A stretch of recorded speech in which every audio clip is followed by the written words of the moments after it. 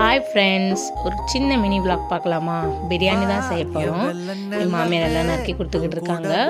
என் வீட்டுக்காரர் தான் அந்த பிரியாணி செய்ய போகிறாரு. நானும் கொஞ்சம் ஹெல்ப் பண்ண போகிறேன். கறியெல்லாம் வாஷ் பண்ணி வச்சாச்சு, அரிசி ஊறப்பட்டாச்சு. மசாலாலாம் பண்ணுறது ஷூட் பண்ண முடியல. அடுத்த வீடியோவில் கண்டிப்பாக அதெல்லாம் நான் உங்களுக்கு ஷேர் பண்ணுறேன். அடுப்பில் செஞ்சனால என்னமோ சூப்பராக இருந்துச்சு பிரியாணி.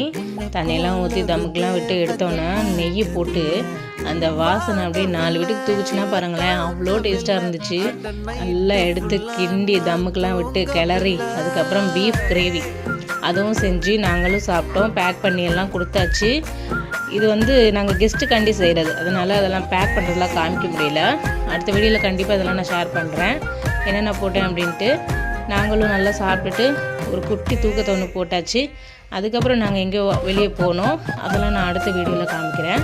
இப்போதைக்கு நான் அந்த பிரியாணி செஞ்ச வீடியோ தான் காமிச்சிருக்கேன். நெக்ஸ்ட் பார்ட்டில் பார்க்கலாம். பாய்.